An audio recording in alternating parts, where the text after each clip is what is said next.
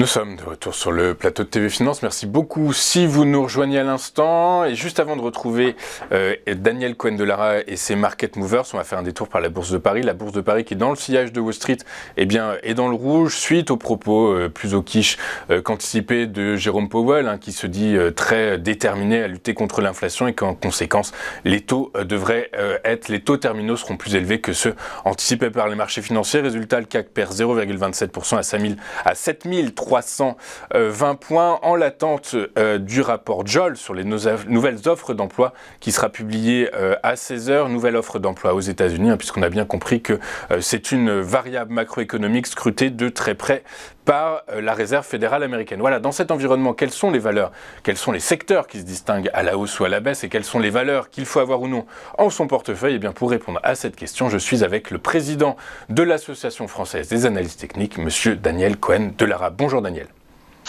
Bonjour Monsieur Louis-Antoine. Bonjour, merci Daniel d'être avec nous ce matin comme tous les mercredis matins. Aujourd'hui, focus sur les services aux consommateurs et particulièrement le secteur du tourisme.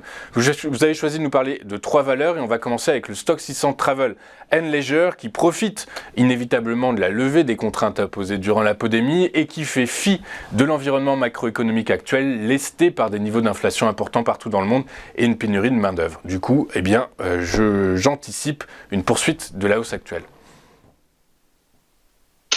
Alors, on a ici un graphique qui est en données hebdomadaires. D'ailleurs, les 3 graphiques que je vais vous montrer sont en données hebdomadaires. Et ici, on démarre à partir de l'automne 2020, à la fin du rallye suite post-pandémique. Alors, sur les indices actions, le sommet a été atteint plutôt début 2022, la techno plutôt à l'automne 2021, et le secteur donc des loisirs et des voyages, lui, a fait son sommet en avril 2021, c'est-à-dire beaucoup plus tôt que les autres secteurs. Et là, on est rentré en tendance baissière, l'actif perdant quasiment 35 à 40% de sa valeur pour trouver un niveau de support en 2 temps, en juillet puis en octobre 2022. Et depuis, on est reparti vers le haut sur cette base de la zone des 170, des indices 170.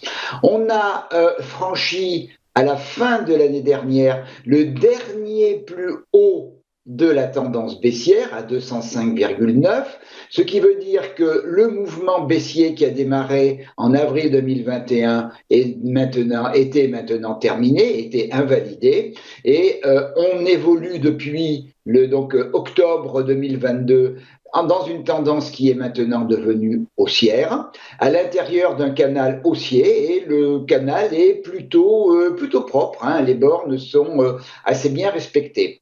On a nos 2 moyennes mobiles exponentielles que je présente régulièrement, qui sont l'exponentielle 34 et l'exponentielle 13, qui ont été résistance pendant la période de baisse, qui sont désormais support au mouvement. On a un RSI qui est quasiment à 65, donc très très bien orienté. Alors, comment anticiper un peu la suite? On est sur une situation un petit peu charnière là. Alors, le mouvement il est quand même fort, puisque ça fait pratiquement depuis le début de l'année qu'on n'est pas venu toucher le bas du canal. La dernière consolidation qui a eu lieu il y a à peu près 5 semaines, fin janvier, s'est arrêtée pratiquement au milieu du canal, et à partir de là, on est reparti vers le haut. Donc on a un mouvement qui est fort, mais qui arrive maintenant sur une zone de résistance, c'est même une zone de polarité, c'est-à-dire que c'est une zone qui a fait support et résistance alternativement pendant les périodes principales, et cette zone, c'est entre les index 236,7 et 242.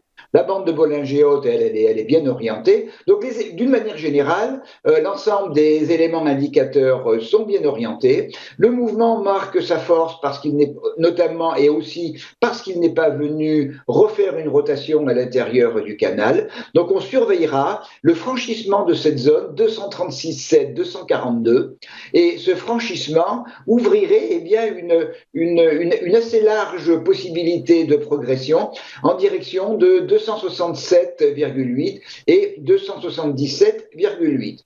A contrario, la rupture de 225, de l'indice 222,5, pardon, et la rupture du canal haussier, eh bien, viendrait mettre fin à ce mouvement haussier et les cours risqueraient de revenir vers, enfin les prix du moins, risqueraient de revenir vers 205,9 puis 197,4. Mais j'ai quand même plutôt un biais positif malgré la consolidation des indices actuels.